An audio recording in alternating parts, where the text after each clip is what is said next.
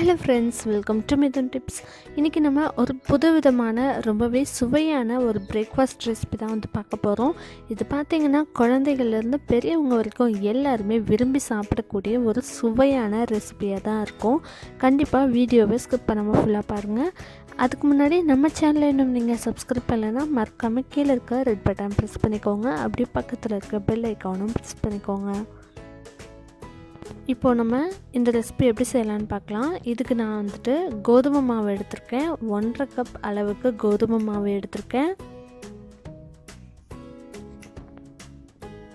இப்போது இது கூட நம்ம ஒரு 1/2 டீஸ்பூன் அளவுக்கு சீரகம் எடுத்துக்கலாம்.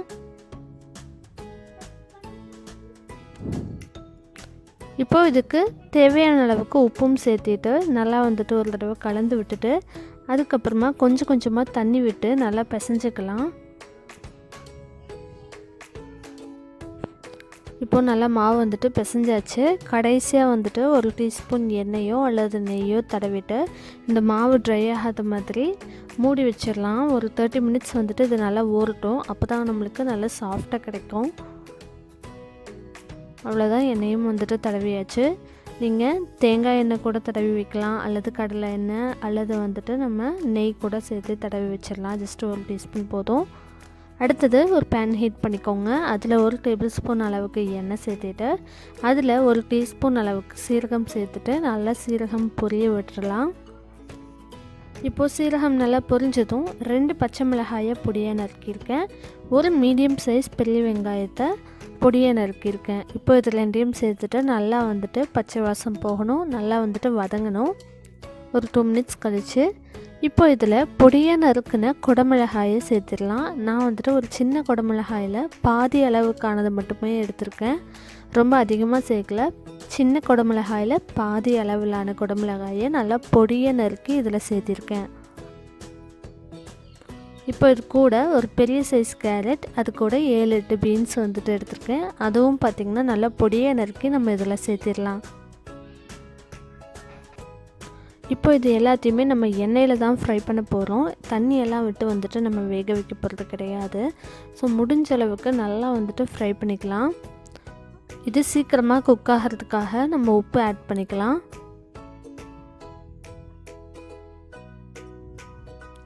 உப்பு சேர்த்துட்டு நல்லா இதை கலந்து விட்டுக்கலாம்.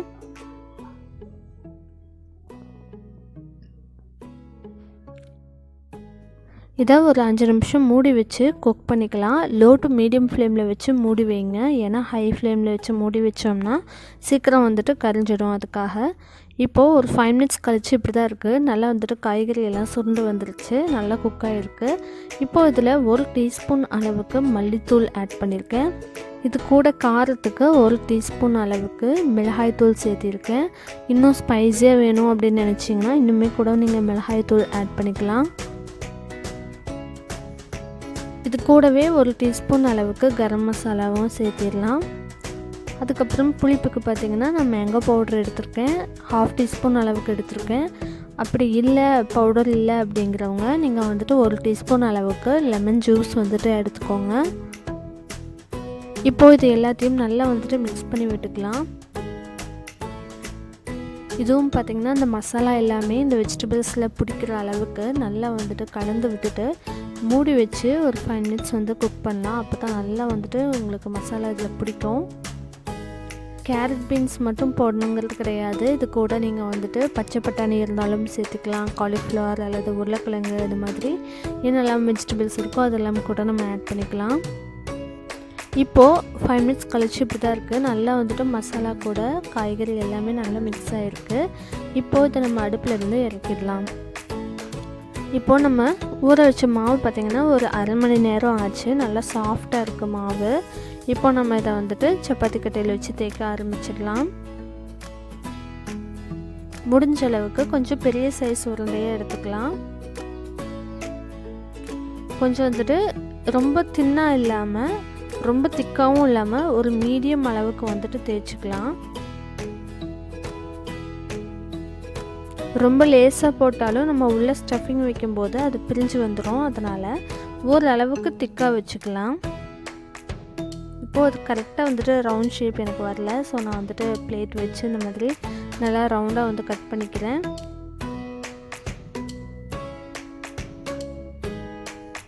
எக்ஸஸாக இருக்க மாவு வந்துட்டு நம்ம எடுத்துடலாம். அடுத்து இதில் பாதியை வந்துட்டு நம்ம கட் பண்ணிக்கலாம்.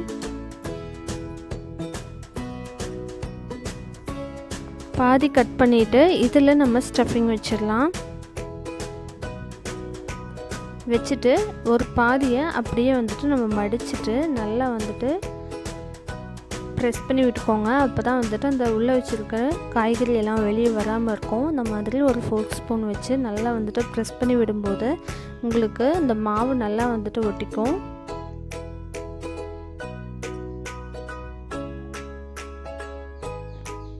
நம்ம ஏற்கனவே எண்ணெய் தடவி தான் வந்துட்டு இந்த மாவு வந்து தேய்ச்சிருக்கோம். அதனால் வந்துட்டு நீங்கள் ஈஸியாக வந்து இந்த மாதிரி ஃபோர்க் ஸ்பூன் வச்சு ப்ரெஸ் பண்ணும்போது நல்லா வந்துட்டு ஒட்டிக்கும்.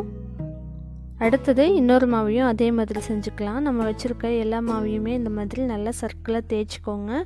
அதை ரெண்டாக பிரிச்சுட்டு அதை இந்த மாதிரி உள்ள ஸ்டஃபிங் வச்சு நல்லா மடிச்சுட்டு அதுக்கப்புறமா ஒரு ஸ்பூன் வச்சு ஃபோர்க் ஸ்பூன் வச்சு இந்த மாதிரி நல்லா ப்ரெஸ் பண்ணி விடும்போது உங்களுக்கு மாவு பிரிஞ்சு வராது. அதனால் உள்ளே இருக்க ஸ்டஃபிங்கும் பார்த்திங்கன்னா வெளியே வராது.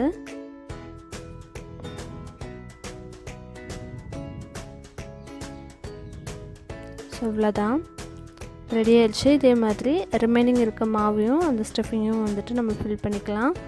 அடுத்தது ஒரு பேன் ஹீட் பண்ணிக்கலாம். அதில் இந்த அளவுக்கு எண்ணெய் விட்டால் போதும். ரொம்ப மூழ்கிற அளவுக்கு எண்ணெய் வேணுங்கிறது கிடையாது. இந்த மாதிரி கீழ்ப்பகுதி மட்டுமே மூழ்கிற அளவுக்கு மட்டும் எண்ணெய் இருந்தாலே போதும். எண்ணெய் நல்லா காஞ்சதுக்கப்புறமா வந்துட்டு இதை போட்டுக்கலாம்.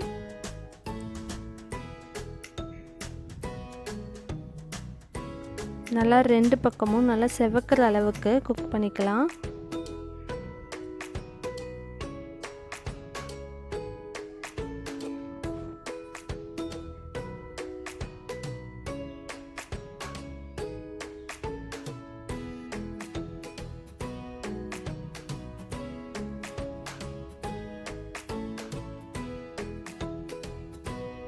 இப்போ பார்த்திங்கன்னா இந்த அளவுக்கு செவந்திருக்கணும். அப்போ தான் உங்களுக்கு நல்லா கிறிஸ்பியாகவும் இருக்கும். அதே சமயம் உள்ளேயும் பார்த்திங்கன்னா நல்லா வெந்திருக்கும். எண்ணெய் நல்லா காஞ்சதுக்கப்புறமா அடுப்பை மீடியம் ஃப்ளேமில் வச்சுக்கோங்க. ஏன்னா ஹை ஃப்ளேமில் இருந்துச்சுன்னா உங்களுக்கு அதை வந்துட்டு கரிஞ்சிடும். அதுக்காக மீடியம் ஃப்ளேமில் வச்சே குக் பண்ணிக்கலாம். இதே மாதிரி மீதம் இருக்க எல்லாத்தையும் வந்துட்டு நம்ம இந்த மாதிரி சுட்டு எடுத்துடலாம்.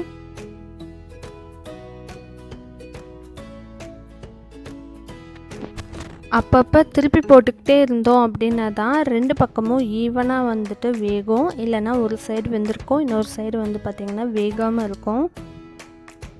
ரெண்டு பக்கமும் நல்லா வந்துட்டு ப்ரௌனிஷ் ஆகணும். அப்போ தான் உள்ளேயும் பார்த்திங்கன்னா நல்லா வெந்திருக்கும்.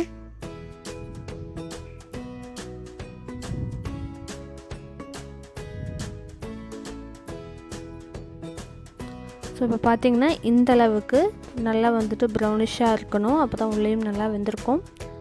ஸோ இப்போ நம்மளுக்கு வந்துட்டு சுவையான பிரேக்ஃபாஸ்ட் வந்துட்டு ரெடி ஆயிடுச்சு.